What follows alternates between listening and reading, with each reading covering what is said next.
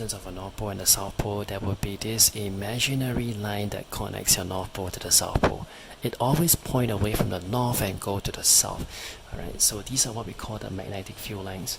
Magnetic field lines always run from the north to the south, and magnetic field lines can be determined using a compass to trace the magnetic field.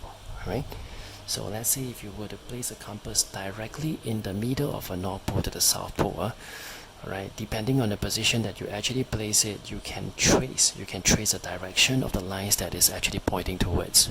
Okay, the arrow would always tell you the direction in which the field lines are pointing towards. Let's say if you place a compass at this position, it will no longer be a straight line. It will follow the direction of the magnetic field lines, and you can see some curvature being formed. Alright, you can see some curvature of the path being formed. Of course, the further they are, the more curved the path will be. Right? But as a rule of thumb, we can say the direction of magnetic field lines would always cause the compass to point, point away from the north and point towards the south. And actually, when you place two bar magnets, or when you place two poles closer to one another, the density of the magnetic field lines will be higher. Okay, the closer the magnetic source is, then the magnetic field lines generated between them will be denser. And when the magnetic field lines are actually denser, now unlike poles tends to attract and like poles tends to repel. Alright, there's a force of attraction and repulsion between them. The denser the magnetic field lines are, the stronger the magnetic force of either a repulsion or an attraction. Right? So that's one point to catch. Of course, the further they are, then the less dense the magnetic field lines will be. And in the end, the less strong, right? The weaker the magnetic force of attraction or repulsion would be. So next, this is one point. Let's say if we study about repulsion, alright? You can see above, this is how we draw the magnetic field lines to actually highlight the force of attraction between unlike poles, alright? But when we draw like poles, you can see when like poles are facing each other, there will be a force of repulsion. And how do we simulate this repulsion using magnetic field lines, right? So just imagine if you have a center dividing line that separates the space between them equally. Now, the magnetic field lines will go very, very, very close to one another, but they will never cut through the center line. Alright, these magnetic field lines will never cut. Right, these magnetic field lines will never cut one another, irregardless of whether is it in a force of attraction or irregardless of whether is it in a state of repulsion. They will never cut each other. And when you have two like poles facing each other, right in the middle you can see that there will be an empty region where it doesn't have any magnetic field lines cutting through it at all. Right? And this point is what we call a neutral point. A neutral point is actually defined where the resultant magnetic field is actually zero. Alright, it's a place where the resultant magnetic field is actually zero. Same for the case where you have two south poles facing each other. Right? Same for the case if you have two south poles facing each other. Now, have you ever wondered, right, how do we actually allow a permanent bar magnet to sustain its magnetism for a longer duration, alright? We don't want our permanent magnet to actually lose its magnetism very easily. When we keep it in a store, there might be a chances where the permanent bar magnet will lose its magnetism over time.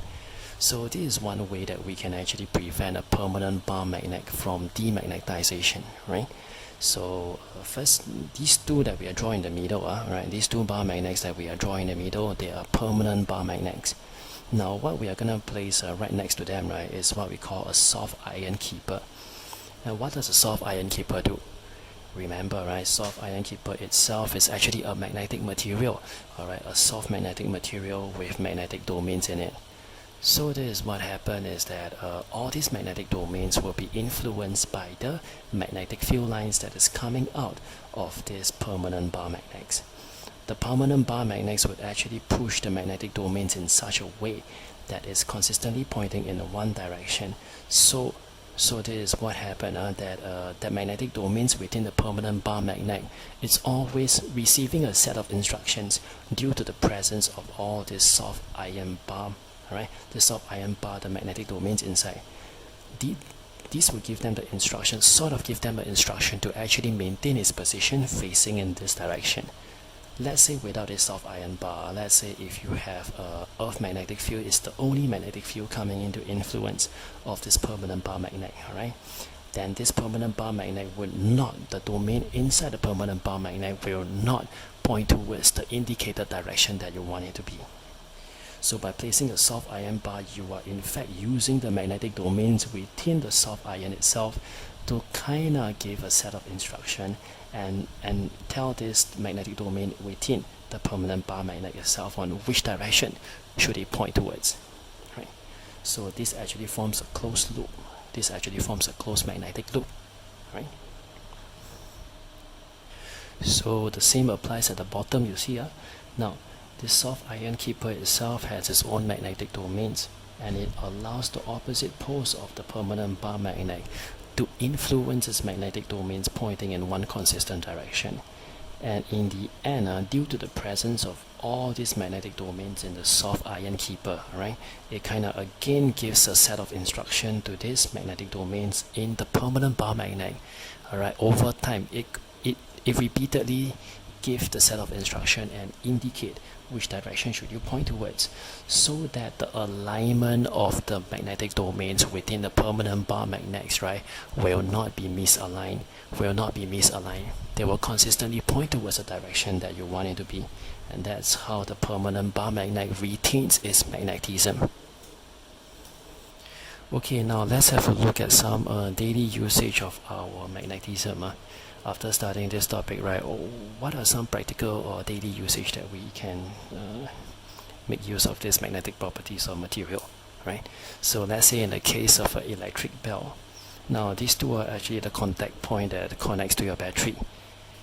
And what happens if you let a current flow through this electromagnet, alright? Do remember that when current flows through a magnetic material in a solenoid, right, it generates a magnetic field, and it itself induces magnetism within the soft iron material.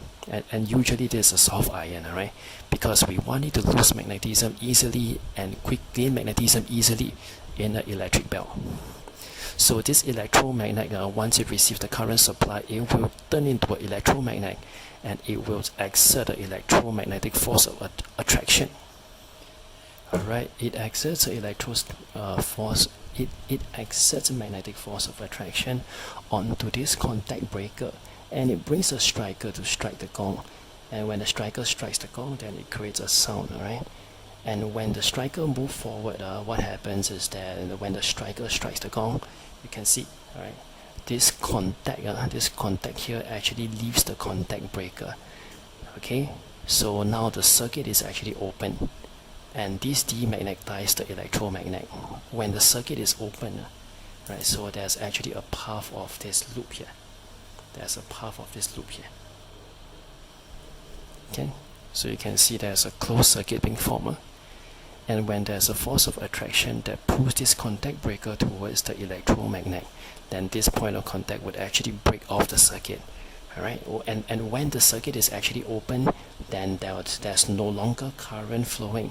Alright, when the circuit is open, there can be no longer a closed circuit to provide a current to this electromagnet. Electromagnet needs current to run. Alright, without a steady inflow of current, it will lose its magnetism. And what happens if it loses magnetism? Then there will no longer be this force of attraction.